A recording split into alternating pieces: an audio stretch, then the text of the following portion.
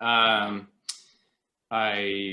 just wanted to do a brief overview, and it's in a general sense, so I apologize if a lot of this information you guys have heard before and know about. Obviously, there's lots of information involved in COPD management, but more specifically from, I guess, my role as a pharmacist and the pharmacy team, where we come in with COPD management. So first of all, just a general overview. So a lot of what we do on the day-to-day basis involves, dispensing medications, but helping people with their technique when using inhalers and medication. Going over their files, doing medication reviews, looking at a general sense in all of their medications, not just their COPD medications, but first and foremost, with inhalers, making sure that they're using it properly, making sure that an adequate amount of the medication gets where it's supposed to be, which is in the lungs. So that's actually a big, surprisingly, a big part of issues that can arise with COPD management is technique and adherence, and education involving smoking cessation. I'll touch a little bit about that later in the presentation, as smoking is one of the huge leading causes of COPD. But yeah, just overall providing education, helping people with their medications, and with the overall goal of not only just reducing hospital admissions, but just improve quality of life and better management of your COPD. So, sorry guys. Oh, here we go. So yeah, just kind of an overview. I apologize. This is a very brief overview. It's just some of the respiratory medications that are out there now.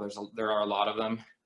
Then I'm going to go into a bit about flare-ups and managing flare-ups, and last but not least, certainly an important topic these days is vaccination. So that's a brief overview there.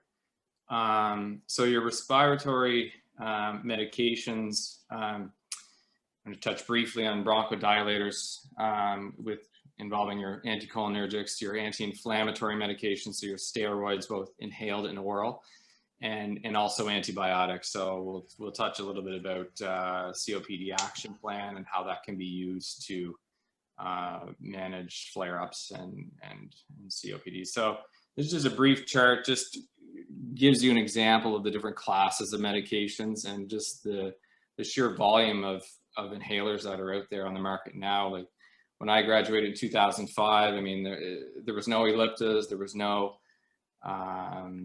Respimat devices. There was a smaller selection, but certainly we've seen a lot of new products in the last years, which is good. So they've come a long way, and I think a lot of the devices now are easier to use, especially like the Ellipta devices and the Respimat devices. So which can lead to better control and just overall, an easier experience when using your inhalers. So yeah, your bronchodilators, those are the ones that relax the muscles and relax the muscle in the airway, allowing better airflow through the airways, used in to relieve shortness of breath. So a fast-acting, short-lasting type of a situation, but also some longer-acting bronchodilators there as well, which are a very important part of treatment. And then your anticholinergics, like your Spiriva or Atrovent, those guys, which are bronchodilators, but also help reduce mucus in the airways, which are an important part of treatment. So these are just the main two short-acting bronchodilators, or rescue inhalers, or rescue puffers, that some people refer to them as, which are used to help relieve shortness of breath and wheezing. Don't typically last that long. You have 4 to 6 hours there, and certain people even much less so than that. So fast acting, used when needed, and also a very important thing to have on your person for a lot of people, depending on what their triggers are, but just an important thing to have on you in general. So you have your Ventolin or salbutamol and generics, and also your Brucanil, which is one of the Turbuhalers. So the longer acting bronchodilators, as the name implies, as I said, they're like the longer lasting, usually once or twice per day, and are used for maintenance therapy. So can be used on their own, but oftentimes are combined with other medication, usually the longer lasting anticholinergics and also the inhaled corticosteroids too. So a couple examples there. And then I mentioned these anticholinergics, these bronchodilators, which also help reduce mucus in the airways. Most people would be familiar with the guy on the left there, Atrovent, which is, you know, it's a shorter acting, used usually 4 times a day. And then we have our newer long acting ones on the right hand side there. So there's that Respimat device I was talking about, the Spiriva, which is available in the Respimat now. And also your Ellipta, your Incruz Ellipta and your Breezhaler, which again, these devices have come a long way, and these offer really good control when used properly. So the anti-inflammatories or the steroids, these are used, we've all heard of these, and a lot of people are on these medications with asthma and COPD. So they reduce the swelling in the airways. So these are used as a maintenance therapy on a regular basis, usually in combination with a bronchodilator, and, you know, taken regularly, taken properly, which improves their efficacy. And they're a big part of COPD treatment for individuals. So one thing I noted there is the importance of rinsing out your mouth after using these inhalers involving inhalers involving a corticosteroid to reduce the chance of an infection happening, or a fungal infection, thrush in the mouth. Sorry, 1 second. Okay, yeah. So here's just an example of some of your standalone just inhaled corticosteroids. Again, you know, a lot of these are used in combination with the bronchodilators. So most people will be using one of the combination devices that I'll talk here a little bit about. Okay, so here's your combination inhalers, which most of you would be familiar with. Don't worry too much about those acronyms. Are basically, you know, categorize them: the long-acting muscarinic antagonist and the long-acting beta antagonist. So basically what getting at here is they're, for convenience, for compliance, they combine one or two. If you look on the guy on the far right there, the Trelegy Ellipta, which is one of the newer devices, it combines the medications depending on what the patient needs, and that just improves compliance. It's easier, offers better control, and they're quite popular, especially the Ellipta ones are quite easy to use, and people have a lot of good success with them. So just a couple, I talked about education and inhaler, what we do with patients, like tips and tricks. Everything from remembering to move, I know it sounds funny, but remembering to remove the mouthpiece or the cap over the mouthpiece. There was a professor I'll never forget at Dalhousie. He told the story of his grandmother that was using her inhaler for several months before she realized that she had to remove the cap over the mouthpiece for it to actually work. So, but anything from that to, you know, if not used properly, not enough medication gets into the airways where it's supposed to. So then you get into poor disease control, reduced quality of life. So just not feeling well, not being able to breathe well when you're doing the simplest of activities to exertion. So can lead to more flare-ups or exacerbations, and then ultimately further trips to the emergency room, or even hospitalization, or even worse. So so the MDI, or puffers as people refer them to, that's the ones with the canister in them, like your Ventolin or Atrovent. These are, and they're often combined with an aero chamber or a spacer device, which makes them much more effective and easy to use. But these are ones that require a slow, deep breath in, a slow, deep inhalation when used, shaking it first, and then taking a slow, deep inhalation. The other big category I talked about, like the Turbuhaler, or your Spiriva Handihaler, which are the dry powder inhalers. These are ones that are more so taking a quick, deep inhalation to pull the powder out of the powder out of the inhaler rather, which then gets the medication into the lungs. So those are the two main categories. And then you also have your Respimat, which also Spiriva makes a Respimat, but that lets that mist out, which is also breathed in with a fairly like slow, deep inhalation into the lungs. If you're using two medications together, if you're using like a bronchodilator and a steroid separate, you always use the bronchodilator first to get the airways open. That way you get the steroid in there where it's more effective, easier to get down into the airways and reduce inflammation. Yeah, I mentioned about rinsing your mouth out after using the inhaled corticosteroids.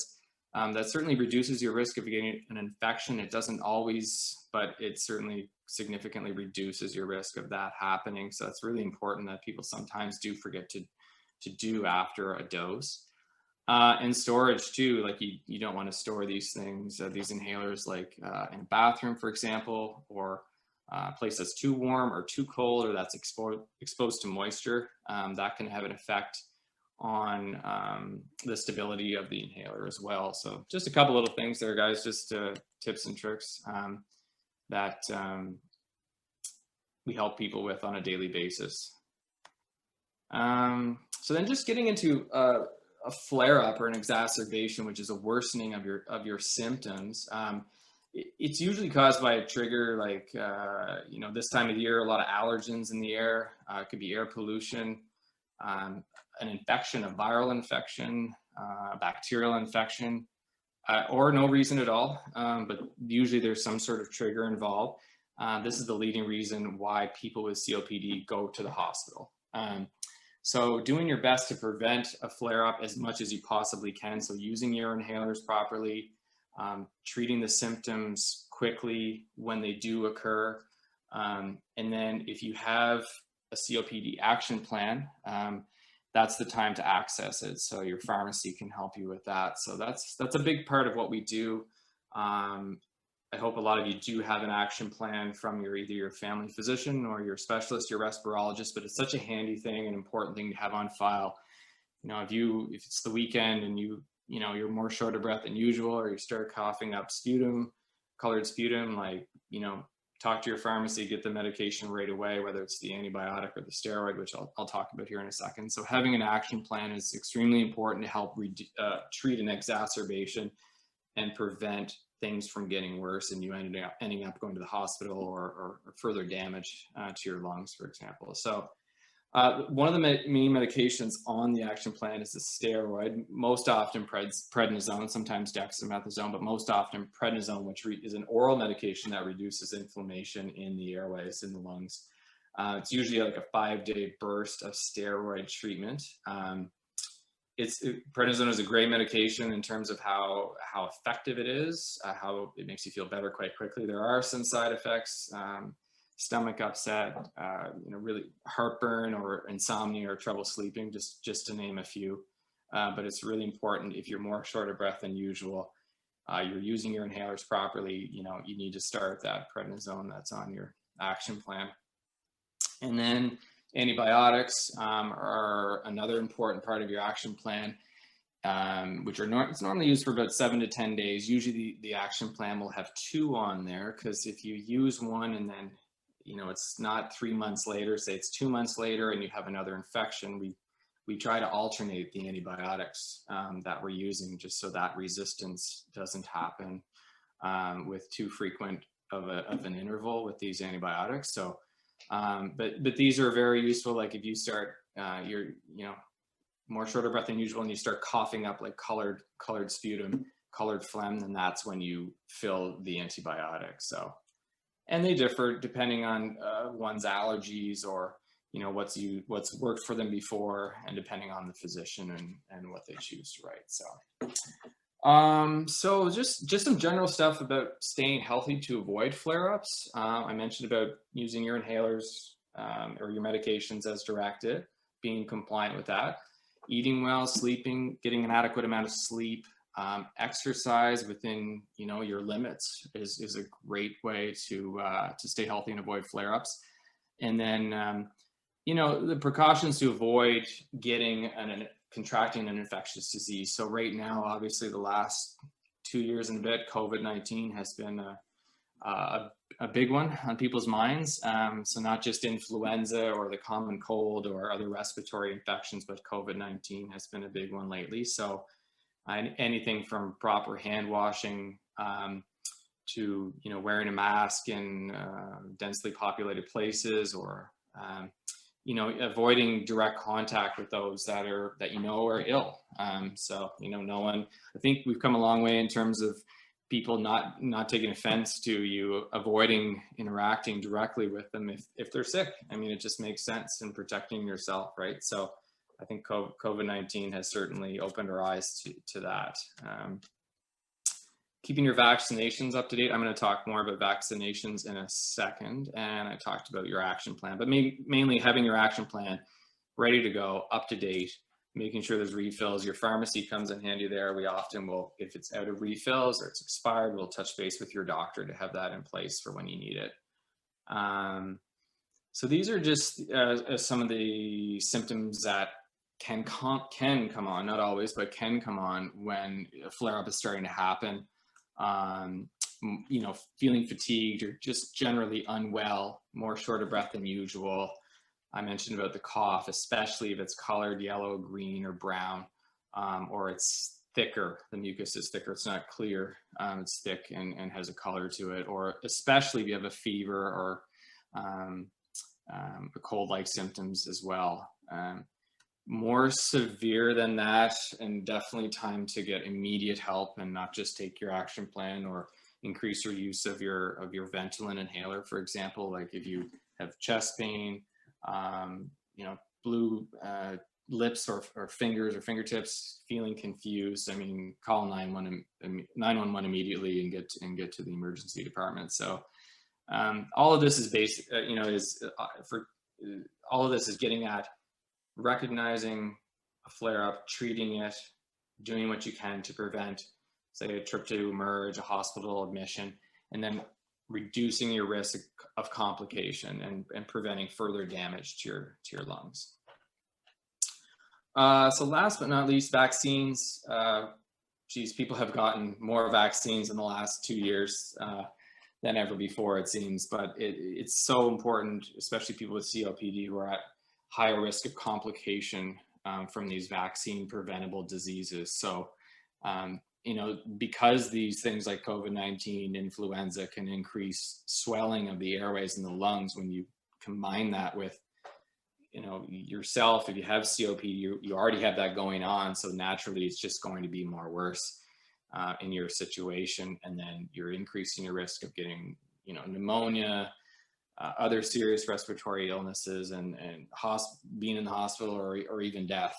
So it's extremely important to protect yourself against all of these, or as many as preventable, vaccine preventable related diseases as possible. So influenza, pneumococcal, COVID-19. I mean, vaccines, they've been around for quite a long time. They're, you know, safe, they have proven efficacy. The side effects are usually mild with them, and the chance of having a serious reaction are rare. So, you know, in my opinion, and I think the experts would agree, the infectious disease specialists and your respirologist would say, like, get your vaccines up to date, stay on top of it.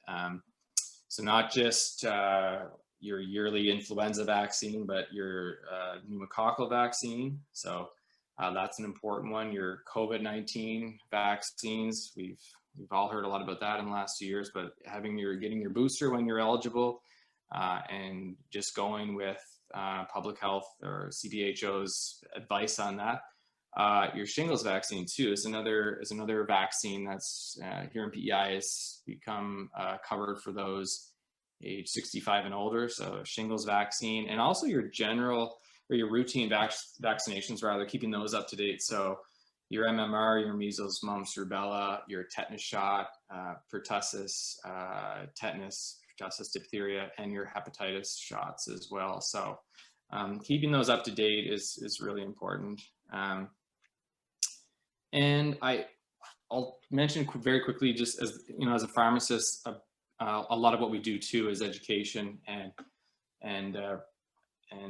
prescribing therapy for smoking cessation. So your nicotine replacement therapy, and then your other medications. There's a really good program here in PEI now where individuals get 12 weeks of coverage of their treatment of choice, whether it's a nicotine replacement therapy, so the patch, the gum, the inhaler, or if you want to go with one of the prescriptions therapies such as like Zyban or Champix. So there's a really good program in place where the province will pay for 12 weeks of that. So it's the leading cause of COPD, and smoking cessation is one of the most effective things you can do to decrease COPD progression, morbidity, and mortality. So,